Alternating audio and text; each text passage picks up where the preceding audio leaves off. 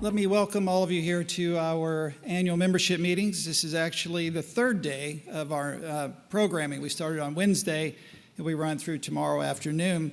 It is the biggest, largest event we've ever pulled off. We have close to 90 different sessions over the course of 4 days, close to 300 speakers. And so bear with us as we move through the logistics of something of this size. But before I get into the meat of our programming, let me welcome you all on behalf of myself, President and CEO of the IF, many of my board members who are here today, and then my chairman, Axel Weber.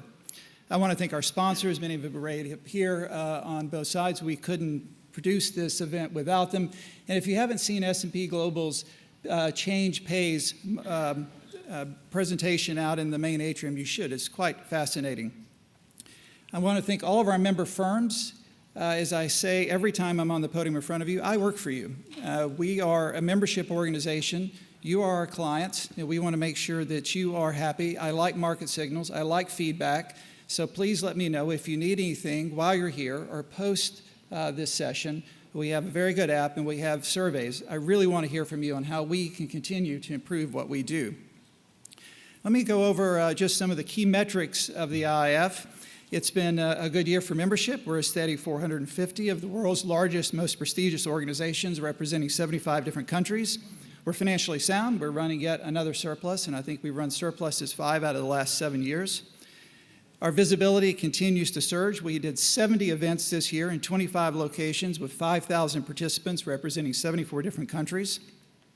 And we're on track to break 9,000 media mentions this year in 2,800 different media outlets, including the Big East, Reuters, Bloomberg, Wall Street, Financial Times, and CNBC. CNBC is actually broadcasting live outside today, and Bloomberg Television will as well. Our website downloads will eclipse 80,000, and we have more than 1 million page views this year. And I will personally visit close to 30 different countries. Many of the cities and countries I go to on multiple occasions, Paris, Istanbul, Johannesburg, Helsinki, Tokyo, Beijing, London, Abu Dhabi, and that's just in the next 60 days. So I mention all this because I want you to understand how enthusiastic we are in promoting and advocating the ideas and the analytics behind what we do. I do it a little bit out of paranoia. I always quote Andy Grove's title from his book, Only the Paranoid Survive. So I'm motivated both by fear but by opportunity, and there's so many opportunities out there. As I said, we have a great lineup here over the course of 4 days, 275 speakers. 50 of our speakers have the title of CEO or chairman. But one statistic I'm very proud of is that 43% of the participants on this stage are women. The first event I attended and when I started the IF was in the spring of 2013 in Paris. We had an all-day session. There was not a single woman on the stage, and that was unacceptable. The largest percentage we've ever had before was 32%. We've now eclipsed that by 10 percentage points. We will not rest until we have gender equality on our stage, and we're going to continue to work tirelessly to make sure that happens. We have a full range of topics that we will cover, things from the future of money, capital flows to EM, Europe post-Brexit, quantum computing, green and sustainable finance, navigating negative interest rates, the future of Asia supply chains. The world is better than you think. There's a great session on there. Actually is some good news out there, relying on the work of Steven Pinker and Hans Rosling and Max Rosier and others who do a very good job of collecting data that indicates that, in fact, now is a really good time to be alive, even though the headlines don't indicate that. And then the future of capitalism, which is one of the conversations we'll have this morning with our first guest. And all of these topics fall into 5 big buckets of work streams here at the IF. One is macro risk surveillance, which for those of you who look at our research, you know that our capital flows and our debt monitor, 2 of our most frequently downloaded research products, are quite popular, and we are constantly looking over the horizon to understand where is capital flowing and why and for how long, and then debt accumulation, which has been huge. We're now at 320% of global GDP. We've seen an increase in debt levels of 70 trillion in this cycle to 256 trillion, and that's at the sovereign household and corporate levels. The second bucket is regulatory fragmentation, an issue we discussed yesterday at our board meeting, and the issue of regulatory impact of the implementation of Basel III the FRTB, the net stable funding ratio, and other component pieces of Basel III, and is some referred to as Basel IV. Digital finance, which we launched 5 years ago, includes a broad range of topics, including data privacy, machine learning, artificial intelligence, cloud computing, digital ID, privacy, digital currencies like Libra, level playing field with internet platform companies. One of the big challenges banks have is that we have to compete with internet platform companies, and we do so in an asymmetric fashion. They take our data, we can't use their data. It really isn't a sustainable phenomenon. We need a level playing field. Sustainable green finance, which is our fastest growing area at the IIF. As I told my board yesterday, it's about to swallow us alive. There's so many issues to cover. The issues of taxonomy. What is green? There's no common definition of what is green or blue. Disclosure, metrics. How do you measure your carbon footprint? How do you know that if the project that you're funding is actually reducing your carbon footprint? If so, by how much? How do you benchmark it? And how do you disclose it? Who monitors it? And how are you rewarded for it? So sustainable green finance is a huge growing field for us. And then lastly is financial crimes and illicit finance. We just are releasing a joint report with Deloitte looking at the global landscape on illicit financial flows. The numbers are pretty staggering, actually, close to $2 trillion in annual illicit flows.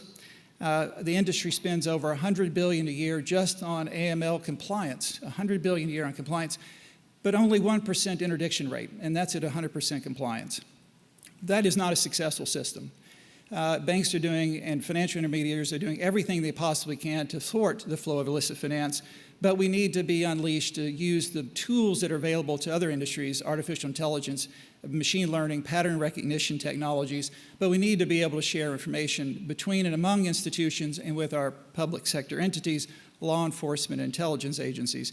If we want to stop the flow of illicit finance, if we want to stop what it funds, which is crime, which is human trafficking and drug trafficking and weapons proliferation, we must be freed to use technology and to have public-private partnerships.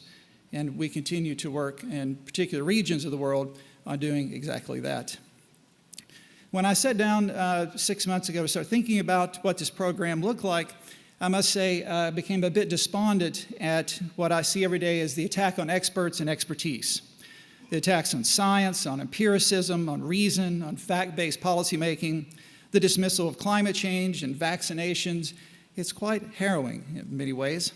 So I went back to the classics, to the Enlightenment thinkers, found in midlife great motivators, as a way to respond to what appears to be the dark ages of thinking that prevails in many parts of the world. So I went to three great thinkers. Sophocles, who said, "Veritatis ferrum argumentum," truth is always the strongest argument. The second was the German philosopher Immanuel Kant, who said in his 1794 Enlightenment Creed, "Sapere aude," dare to know, dare to be wise, have the courage to use your own reason to inquire. And lastly, the Greek mathematician Archimedes of Syracuse, who said, "Transcere suum pectus munde quae portari," rise above oneself and grasp the world. This is from the Fields Medal, which is commonly regarded as the mathematics accolade for the greatest mathematicians. It's handed out every 4 years, and it's their version of the Nobel Prize. The Nobel Prize isn't given for mathematics. So the three phrases I hope that you take away from here for the next few days: truth is always the strongest argument, dare to know, to use your own reason, and rise above oneself and grasp the world. And let me just close by giving you one little story, and then we're going to turn to our first speaker, who we're going to talk a little bit about some of these topics. And I want to close by looking at the life of the Finnish-born architect, Eero Saarinen. And you probably don't know who he is, but if you've flown through Dulles Airport, he designed Dulles Airport. He also designed those horrible people movers, which many of you have ridden on, which I really detest after a long flight being shuttled on, but everyone gets a mulligan in life. But the design is pretty beautiful, actually. And it's not only just Dulles Airport, and I really didn't know much about him. I was in Helsinki a few weeks ago, and Helsinki is a wonderful center of design and architecture. And I realized then that he had designed the Gateway Arch in St. Louis, the CBS headquarters in New York, and a number of buildings on college campuses, namely MIT, Chicago, and Yale. He won every major architecture award over his life, including posthumously the American Institute Architects Gold Medal, the highest award. So why do I mention him?